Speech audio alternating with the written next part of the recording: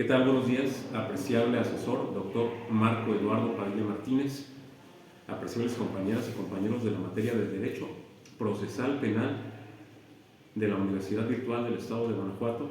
Soy Juan Chávez Durán, estudiante de la licenciatura en Derecho de nuestra universidad, de la materia que ya comenté, con matrícula 2300452. Comparto con ustedes el reto número 1. ¿Cuáles fueron los antecedentes latinoamericanos de la Reforma Constitucional Mexicana? A partir de la lectura que realizamos del autor Máximo Langer, lectura Revolución en el Proceso Penal Latinoamericano, difusión de ideas legales desde la periferia del Centro de Justicia de las Américas. Primeramente, comentar que el autor Máximo Langer es un académico especialista en Derecho Penal y Procesal Penal, originario de Estados Unidos, que ha tenido influencia en el sistema penal mexicano, una influencia muy significativa, especialmente en los procesos de reforma que llevaron a la implementación del nuevo sistema de justicia penal acusatoria en México. Es reconocido por su enfoque crítico y comparativo sobre los sistemas de justicia penal, en particular en su análisis sobre la justicia penal en Latinoamérica. Comienzo dando respuesta a las preguntas que nos fueron referidas en el reto a través de la rúbrica que planteó nuestro asesor.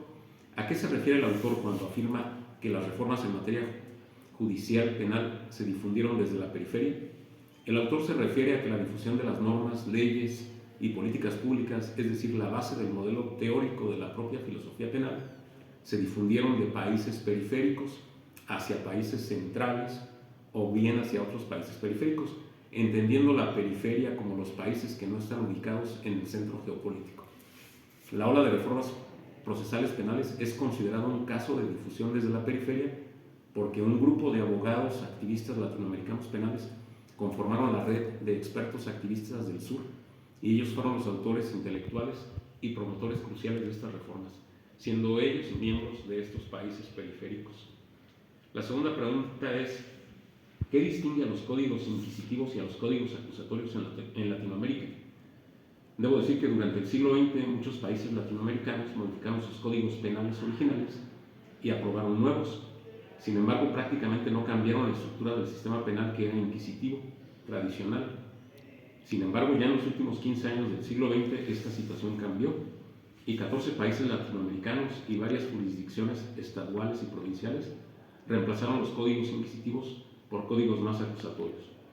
Países como Argentina introducen nuevos códigos penales acusatorios, tanto en lo federal como en sus provincias. Otros como Costa Rica, Colombia, Chile, Bolivia, Perú introducen solamente a nivel federación un código penal acusatorio. En México no se introduce un código penal federal acusatorio, pero en algunas entidades federativas sí lo incluyeron en su legislación. Estamos hablando de los últimos 15 años del siglo XX. Ahora vamos a hablar un poco de la distinción de los códigos inquisitivos y los acusatorios en Latinoamérica y particularmente en México. Y su diferencia radica en las estructuras y principios fundamentales que rigen los procesos penales. Estos dos modelos reflejan enfoques diferentes de cómo administrar la justicia penal y cómo deben interactuar los actores del proceso: el juez, el fiscal, el defensor y el acusado. Explico algunos aspectos. El modelo inquisitivo-inquisitorio, también conocido como sistema de investigación, es un modelo que se centra en un proceso cerrado en el que el juez juega un rol central de investigador y decisor. En este sistema el juez tiene más poder y control sobre la recolección de pruebas, la acusación y la propia sentencia. El juez asume el rol de investigador y de definir las sentencias. Tiene características como secreto e instrucción sumarial. Durante la etapa de investigación el proceso es confidencial y se lleva a cabo sin la participación activa del acusado ni de su defensa. Las pruebas son recabadas por el Ministerio Público y el juez.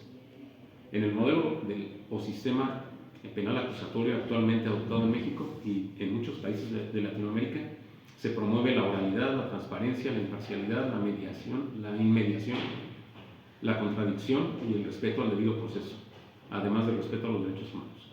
En este sistema, el papel del juez es más bien de un árbitro que asegura que las reglas se respeten, mientras que las partes, el fiscal, defensa y acusado, son quienes investigan, presentan pruebas y argumentan el caso.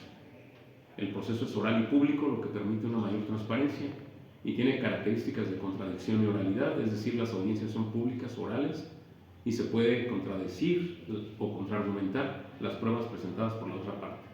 Se centra en derechos del acusado, que tiene derecho a conocer las pruebas en su contra, a ser escuchado durante el juicio, a contar con una defensa activa y autónoma, y se enfatiza la presunción de inocencia. Algunas diferencias clave en México. Bueno, en el caso de México, la transición al sistema inquisitivo, al acusatorio penal fue formalizada con la reforma constitucional del 18 de junio de 2008, con el objeto de lograr una justicia pronta, expedita y que fuera respetuosa de los derechos humanos. Se reformaron 10 artículos constitucionales y se estableció un plazo de 8 años para implementarse.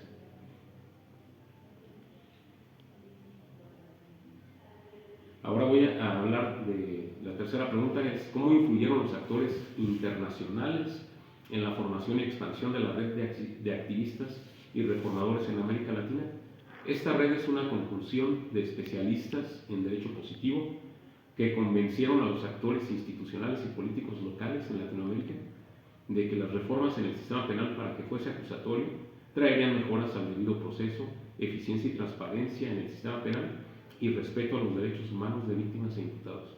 La influencia de los actores internacionales es que estos, en algunos casos como en el norte de Estados Unidos, ya su sistema era con juicios orales públicos acusatorios y con la figura de un fiscal con la carga probatoria y acusatoria, así como un juez, además de la defensa y jurados. De esta manera se conforman, algunos países fueron migrando a este sistema, se convirtió en un proceso regional.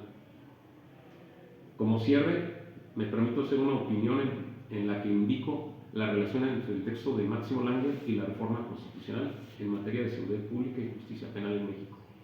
Una de las principales contribuciones de la reforma constitucional en México fue su estudio y promoción de un modelo de justicia penal más transparente, eficiente y respetuoso de los derechos humanos. En México, el trabajo de Langer ayudó a sustentar la necesidad de realizar una reforma profunda al sistema de justicia penal para transitar de un sistema inquisitivo a uno acusatorio, lo que implicó un cambio sustancial en la manera de juzgar, garantizando una mayor oralidad, inmediación y publicidad en los juicios, principios fundamentales del nuevo sistema. Langer también ha reflexionado sobre las debilidades del sistema mexicano, como la prevalencia de prácticas de tortura aún en el siglo XXI y la falta de protección adecuada a los derechos de los acusados, lo que ha sido clave para generar propuestas que promuevan un verdadero Estado de Derecho, lo que ha sido clave para generar una práctica de justicia penal en México, siendo referente en la capacitación y el análisis crítico de las reformas legales. En resumen, el modelo acusatorio representa un avance hacia un sistema más transparente y justo, respetuoso de los derechos humanos. Se busca que el culpable no quede impune, que la justicia sea pronta, expedita y el respeto a los derechos humanos de víctimas y acusados. Muchas gracias por su atención.